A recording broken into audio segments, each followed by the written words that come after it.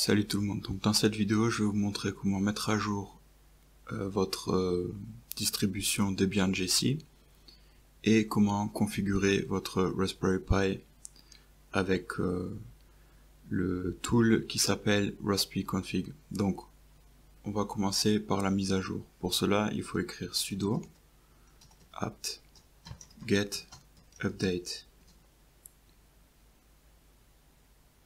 Les liens et tout ça sera dans la description.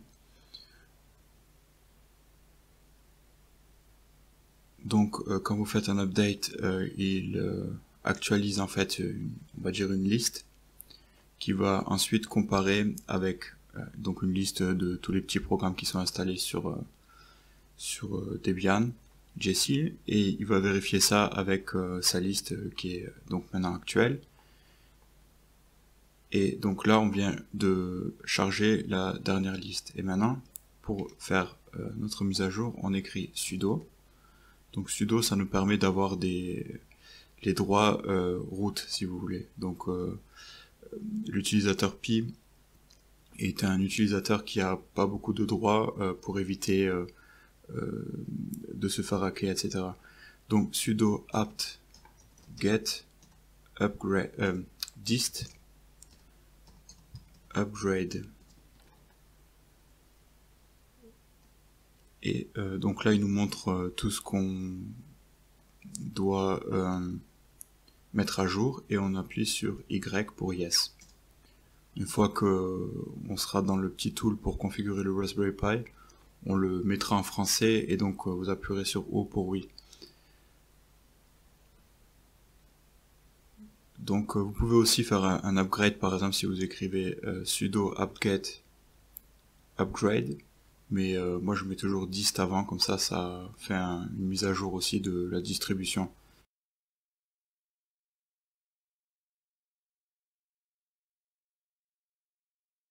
Donc maintenant notre mise à jour est terminée, on va pouvoir aller dans notre tool raspiconfig. Donc pour cela on écrit sudo raspi-config et entrée. Et donc on a ce petit menu qui est affiché. Donc en position 1, on vous propose de changer le mot de passe de l'utilisateur Pi, et je vous le recommande aussi. Donc c'est tout simple, on appuie sur entrée et on écrit notre nouveau mot de passe.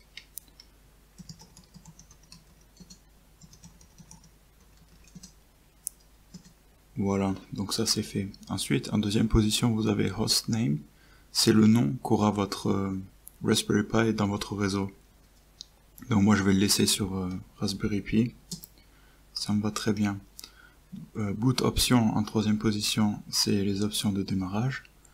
Donc vous pouvez ici choisir de démarrer, par exemple si vous le branchez sur un écran qui démarre en mode desktop, donc avec des icônes, etc., ou alors qui démarre directement en mode ligne de commande. Ça c'est si vous voulez démarrer à partir de votre réseau. Et splash screen, c'est quand vous le mettez sur un écran, la première image qui apparaît, vous pouvez désactiver ça, c'est une espèce d'image un peu jaune. Pour voir si tous les pixels marchent bien, vous pouvez désactiver, c'est ce que je vais faire, donc je vais sur non. Voilà. Quatrième position, je vais pouvoir changer de langue. Donc change local, je vais dessus, et donc j'ai plusieurs possibilités, et ce qui est très important c'est que je désactive la langue en anglais. Donc vous voyez ici, anglais est activé, donc j'appuie sur espace pour enlever la petite étoile et je vais sur français. Donc FRFR est en UTF-8 et j'appuie sur espace et j'appuie sur tab, c'est les deux flèches qui sont entrelacées, donc j'appuie là-dessus sur les deux flèches et OK. Ici je vais sur UTF-8.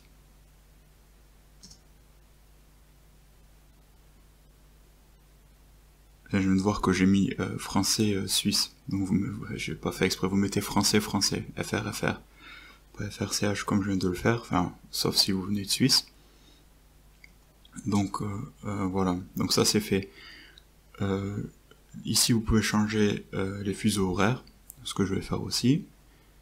Donc je suis en Europe et je suis à Berlin. Voilà.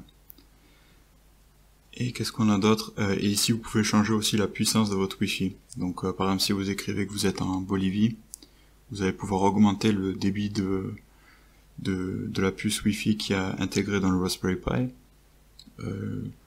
Je vous le déconseille quand même parce que ça reste interdit en France. Mais si vous êtes dans un endroit perdu et que vous avez besoin de plus de puissance, vous savez quoi faire. Voilà. 5. Ici vous avez la possibilité d'activer plusieurs interfaces. Donc par exemple l'interface caméra qui va vous permettre d'utiliser le petit module caméra que je vous présenterai dans les prochaines vidéos. Le SSH est ici activé. La connexion VNC, je vous propose de l'activer, donc sur Yes. Voilà. Et le reste, vous pouvez le laisser comme ça, on verra ça une prochaine fois. Ok. Ici, vous pouvez overclocker votre Raspberry Pi, mais je vous le déconseille. Et ici, une option qui est très intéressante. Donc je retourne sur Advanced Options. C'est d'étendre le système en fait qui est sur votre carte SD à toute la carte. Comme ça, vous allez avoir accès à toute la mémoire qui est sur votre carte SD. Donc on appuie dessus et voilà. Et sinon, une autre option qui est intéressante ici aussi, c'est audio. Ça vous permet de choisir par quelle voie vous allez avoir votre sortie audio. Donc par la sortie jack du Raspberry Pi ou par HDMI. Ça peut être intéressant si vous avez un projet radio par exemple, de choisir quelle sortie audio vous utilisez. Ok. Et en dernière option, vous avez Update qui vous permettra de mettre à jour le firmware du Raspberry Pi. Donc vous appuyez sur Entrée, et ça ressemble un peu à notre mise à jour de tout à l'heure. Voilà, donc moi j'utilise ce Raspberry Pi souvent, donc il est à jour, mais si vous venez de l'acheter, il vous fera sûrement un update, bon comme pour la première mise à jour au début de la vidéo, oui non, vous écrivez oui et c'est fini. Donc voilà, on appuie sur Finish, et on fait sudo reboot, et voilà, on a configuré notre Raspberry Pi. À la prochaine. Si vous avez des questions, comme toujours, vous mettez ça dans les commentaires.